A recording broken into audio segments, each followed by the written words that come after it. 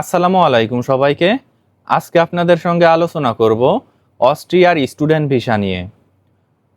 2026 সাল থেকে কি নিয়ম মেনে আপনারা এই স্টুডেন্ট ভিসার জন্য আবেদন করবেন, নতুন করে কি ডকুমেন্টস লাগবে এই ভিসা আবেদনের জন্য, এবং সঠিক নিয়মে কিভাবে আপনারা এই ডকুমেন্টসগুলো রেডি করবেন, এই সকল বিষয় নিয়ে ইনশাল্লাহ আপনাদের সঙ্গে আলোচনা করার চেষ্টা করব।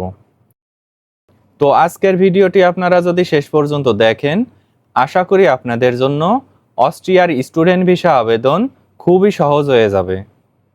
তো ভিডিওর সঙ্গে থাকুন, মূল আলোচনা শুরু করি। মূল আলোচনার প্রথমেই কথা বলবো যে কি ডকুমেন্টস নিয়ে আপনারা এই স্টুডেন্ট ভিসার জন্য আবেদন করবেন এবং সঠিক নিয়মে কিভাবে আপনারা এই ডকুমেন্টসগুলো রেডি করবেন। ডকুমেন্টসের প্রথমেই আছে আপনার বর্তমান ভ্যালিড পাসপোর্ট, এবং এই পাসপোর্টের মেয়াদ অবশ্যই 6 মাস থেকে 1 বছর থাকা বাধ্যতামূলক। আর তাছাড়া আপনার বর্তমান পাসপোর্টের সঙ্গে সঙ্গে যদি পুরাতন কোনো পাসপোর্ট থাকে, তাহলে উভয় পাসপোর্টই কিন্তু ভিসা আবেদনের সময় জমা দেওয়া লাগবে। এবং আপনাদের বর্তমান এবং পুরাতন উভয় পাসপোর্টের যে ইনফরমেশনাল পেজ আছে, সেই পেজের 1 থেকে 2 সেট ফটোকপি ভিসা আবেদনের সময় বাধ্যতামূলকভাবে জমা দেওয়া লাগবে। পাসপোর্টের সঙ্গে সঙ্গে আপনাদের প্রয়োজন হবে পাসপোর্ট সাইজ ছবি। ইউরোপের যে কোনো দেশের ভিসা আবেদনের ক্ষেত্রে পাসপোর্ট সাইজ ছবি কিন্তু অত্যন্ত গুরুত্বপূর্ণ, এবং এই ছবির ব্যাকগ্রাউন্ড অবশ্যই সাদা থাকা লাগবে।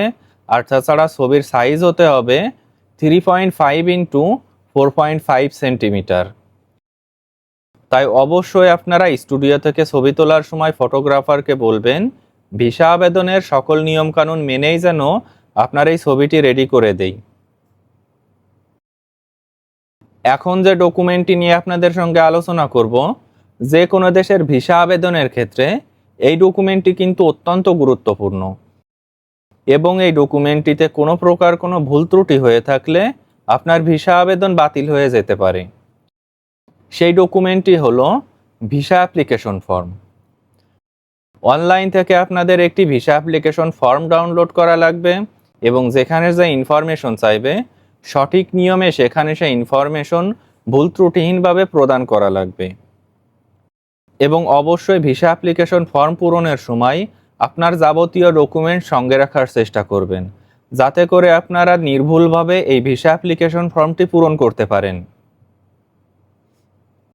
ভিসা অ্যাপ্লিকেশন ফর্মের সঙ্গে সঙ্গে আপনাদের প্রয়োজন হবে ইউনিভার্সিটি অ্যাকসেপ্টেন্স লেটার। যেহেতু অস্ট্রিয়াতে আপনারা স্টুডেন্ট ভিসার জন্য আবেদন করবেন, সেক্ষেত্রে অবশ্যই কিন্তু আপনাদের এই ইউনিভার্সিটি অ্যাকসেপ্টেন্স লেটারের প্রয়োজন হবে। অস্ট্রিয়ার স্বীকৃত যে কোনো বিশ্ববিদ্যালয়ে আপনাদের অ্যাডমিশন পাওয়া লাগবে, এবং আপনার এই অ্যাডমিশন কনফার্ম হওয়ার পর ইউনিভার্সিটি অথরিটি আপনাদের একটি অ্যাকসেপ্টেন্স লেটার প্রদান করবে। এই অ্যাকসেপ্টেন্স লেটারের যে হার্ড কপি আছে, সেই হার্ড কপি দিয়েই কিন্তু আপনাদের ভিসা আবেদন করা লাগবে। সর্বদাই চেষ্টা করবেন অস্ট্রিয়ার যে সকল র্যাঙ্কিং ইউনিভার্সিটি আছে, এ সকল র্যাঙ্কিং ইউনিভার্সিটিতে অ্যাডমিশন পাওয়ার জন্য। ইউনিভার্সিটি অ্যাকসেপ্টেন্স লেটারের সঙ্গে সঙ্গে আপনাদের প্রয়োজন হবে একাডেমিক ডকুমেন্টস। অস্ট্রিয়াতে আপনি যদি ব্যাচেলার্স ডিগ্রি করার জন্য ভিসা আবেদন করতে চান, সেক্ষেত্রে অবশ্যই আপনার এসএসসি প্লাস এইচএসসি সমমানের যে সকল ডকুমেন্টস আছে, এই ডকুমেন্টসের 1 থেকে 2 সেট ফটোকপি সহ আপনার অরিজিনাল ডকুমেন্টসও কিন্তু প্রয়োজন হবে।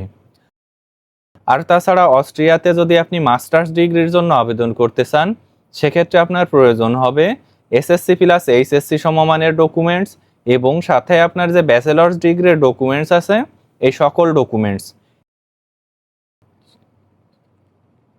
একাডেমিক ডকুমেন্টসের সঙ্গে সঙ্গে আপনাদের প্রয়োজন হবে ইংলিশ ল্যাঙ্গুয়েজ সার্টিফিকেট। বাংলাদেশি স্টুডেন্টদের জন্য অস্ট্রিয়ার স্টুডেন্ট ভিসা আবেদনের ক্ষেত্রে অবশ্যই কিন্তু ইংলিশ ল্যাঙ্গুয়েজ সার্টিফিকেটের একটি কপি জমা দেওয়া লাগবে। কেননা বর্তমানে ইউরোপের যে কোনো দেশের ভিসা আবেদনের ক্ষেত্রে আপনার আইএলটিএস অথবা টোফেল স্কোর যদি ভালো না হয়, সেক্ষেত্রে আপনার ভিসা হওয়ার সম্ভাবনাও অনেক কম থাকবে। আর তাছাড়া আপনার এই স্কোর যদি ভালো হয়ে থাকে, সেক্ষেত্রে আপনি কিন্তু ভালো মানের স্কলারশিপও পেতে পারেন। ল্যাঙ্গুয়েজ সার্টিফিকেটের সঙ্গে সঙ্গে প্রয়োজন হবে টিউশন ফি রিসিপ্ট। অস্ট্রিয়ার স্টুডেন্ট ভিসা আবেদনের পূর্বেই কিন্তু আপনাদের ইউনিভার্সিটি টিউশন ফি পেমেন্ট করা লাগবে, এবং এই টিউশন ফি পেমেন্টের যে রিসিপ্ট আছে সেই রিসিপ্টের একটি কপি অবশ্যই ভিসা আবেদনের জন্য প্রয়োজন হবে। টিউশন ফি পেমেন্ট রিসিপ্টের পরে আপনাদের প্রয়োজন হবে মোটিভেশনাল লেটার এবং কারিকুলাম ভিটা। বর্তমানে অধিকাংশ দেশের স্টুডেন্ট ভিসা আবেদনের ক্ষেত্রে মোটিভেশনাল লেটার কিন্তু অত্যন্ত গুরুত্বপূর্ণ, এবং এই মোটিভেশনাল লেটারটি আপনারা কিভাবে লিখবেন, আপনারা যদি অনলাইনে সার্চ দেন তাহলে অসংখ্য স্যাম্পল পেয়ে যাবেন। আর তাছাড়া আপনাদের কিন্তু কারিকুলাম ভিটাটি লিখতে হবে ইউরোপিয়ান ফরম্যাটে। ইউরোপিয়ান ফরম্যাটে কিভাবে লিখবেন, গুগল সার্চের মাধ্যমে অসংখ্য স্যাম্পল পেয়ে যাবেন। তাই অবশ্যই আপনারা এই দুইটি পেপার লেখার ক্ষেত্রে খুবই গুরুত্ব দিবেন, কেননা এই দুইটি পেপারে যদি আপনাদের কোনো ভুল ত্রুটি হয়ে থাকে সেক্ষেত্রে আপনাদের ভিসা অ্যাপ্রুভাল রেট কম হয়ে যেতে পারে। এখন যে ডকুমেন্টটি নিয়ে আপনাদের সঙ্গে আলোচনা করব, এই ডকুমেন্টটি ইউরোপের যে কোনো দেশের ভিসা আবেদনের ক্ষেত্রে অত্যন্ত গুরুত্বপূর্ণ, এবং সেই ডকুমেন্টটি হলো ব্যাংক স্টেটমেন্ট। ইউরোপের যে কোনো দেশের ভিসা আবেদনের ক্ষেত্রে আপনাদের ব্যাংক স্টেটমেন্ট যদি যথেষ্ট স্ট্রং না হয় সেক্ষেত্রে কিন্তু আপনাদের ভিসা হওয়ার সম্ভাবনা একদমই থাকবে না। তাই সর্বদাই চেষ্টা করবেন ভিসা আবেদনের মিনিমাম 1 মাস পূর্ব থেকেই আপনার এই ব্যাংক স্টেটমেন্টটি রেডি করার জন্য, এবং অবশ্যই আপনার ব্যাংকে যে পরিমাণ টাকা দেখানো লাগবে তার থেকে বেশি পরিমাণ টাকা দেখানোর চেষ্টা করবেন।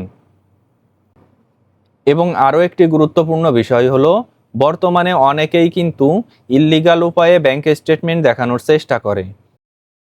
আপনারা কখনোই কোনো প্রকার কোনো ফেক ডকুমেন্ট জমা দেওয়ার চেষ্টা করবেন না, তাতে কিন্তু আপনাদের সারা জীবনের জন্য ইউরোপের যে কোনো দেশের ভিসা আবেদন বন্ধ হয়ে যেতে পারে।